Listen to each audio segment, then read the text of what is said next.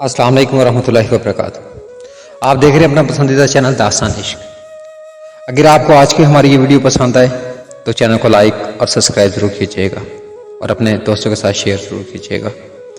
तो आए बढ़ते हैं वीडियो की तरफ।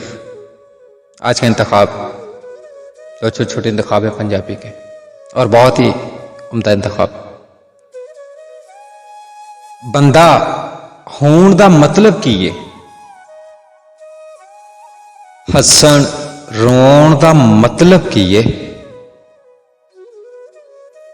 बंदा होण दा मतलब की है, हसन रोण दा मतलब की है।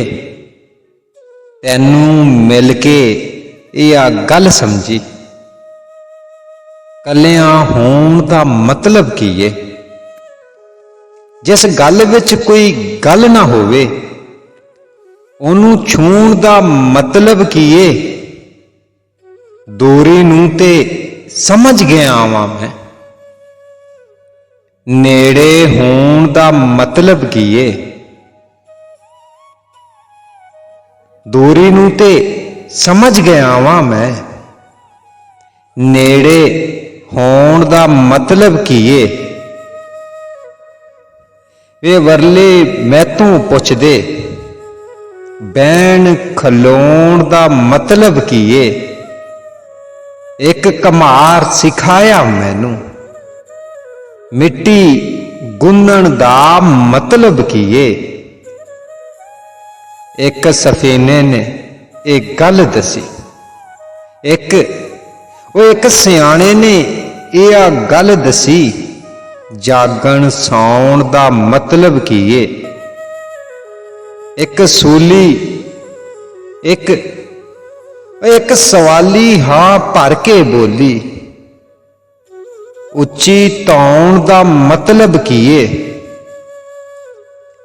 एक दीवार ने झाक के दसिया, नेड़े होण दा मतलब की है।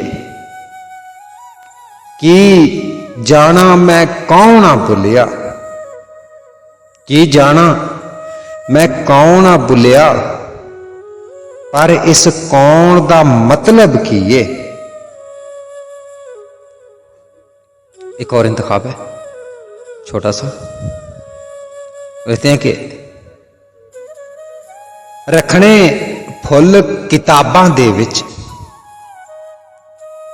रखने फुल किताबां दे विच, पाउणी जिंद अजाबां दे विच।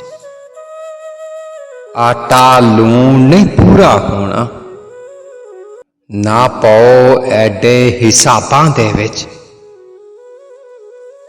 बागां उत्ते छाई उदासी, महक ना रही गुलाबां दे विच। भुल भुला बैठे ने ओ भी, मिलदे सन जो ख्वाबां दे विच। कोई भी काम दी गल नहीं हुंदी, आए होए जवाबां दे विच। लैके बह गई बेयकीनी, लैके बह गई बेयकीनी।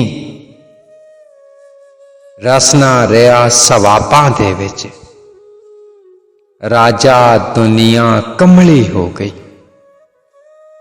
पै गई नवें अजाबां दे विच, पै गई नवें अजाबां दे विच। तो जी ये थी आज की पेशकश दास्तान इश्क से।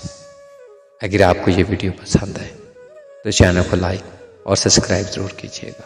आपकी हौसला अफजाई ही हमारी असल कामयाबी है। तो तब तक अपना ख्याल रखिएगा। इंशाल्लाह मिलते हैं एक नई वीडियो में।